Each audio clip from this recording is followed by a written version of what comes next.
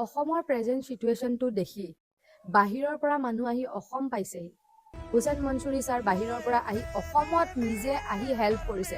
কেৰী মিনাটিয়ে live stream আহি 13 লাখ টকা fund গোটাইছে।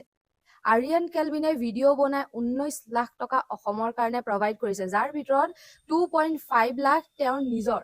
তাৰ বাহিৰেও অসমৰ যিমান ইনফ্লুৱেঞ্চাৰ ইউটিউবাৰ যিমান আছে তেওঁলোকেও কৰিছে। ইনফেক্ট সলমান খানলে এই কথাটো পাইছেগৈ, তেওঁ হেল্প কৰিছে। ইয়াৰ ভিতৰত আমাৰ মামা ক'ত আছে? আমাৰ অসমৰ CM আছে ক'ত? এই প্ৰশ্নটো আমি সুধিব লাগে নে নালাগে? আৰু যদি আমি এই প্ৰশ্নটো সুধো, কিয় আমাক ধমকি দিয়া যায়? কিয় আমাৰ ভিডিঅ' ৰিমুভ কৰা যায়? কিয় আমাক অন্ধভক্ত কিছুমানে আহি গালি পাৰে কমেণ্ট বক্সত বা ইনবক্সত? আমাৰ কি যিখিনি অধিকাৰ, সেইখিনি অধিকাৰৰ কাৰণে আমি মাত মাতাটো কি আমাৰ ভুল নেকি?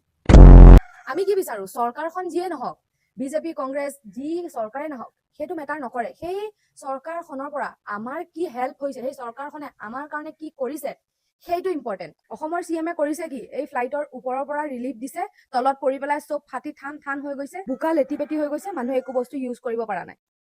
আৰু তেওঁ মিডিয়া আগত এইটো কোৱাত বিজি যে কোনে চেণ্ডেল পিন্ধি আছে, কোনে কাক গামোচা পিন্ধালে, মুছলিম মানুহ এজনক গামোচা কিয় পিন্ধালে, এইবিলাকত তেওঁ লাগি আছে।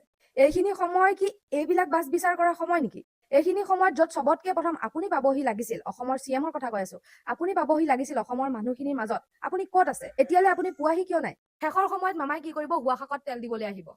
সেইখিনি কি আমাক দৰকাৰ নেকি? আৰু এইখিনি প্ৰশ্ন আমি কিয় কৰিব নোৱাৰো আপোনাক? এইখিনি প্ৰশ্ন সোধাৰ কাৰণে কিছুমান অন্ধভক্ত এতিয়া আহি লৈ পেলাই গালি দিব, কিছুমান নেতাই আহি লৈ পেলাই ধমকি দিব। বাট যিখিনি কৈছো ৰিয়েলিটি অন্ধভক্তখিনিকো এইটোৱে কথা ক'ম, এইখিনি সময় নহয় অন্ধভক্তিগিৰি কৰা।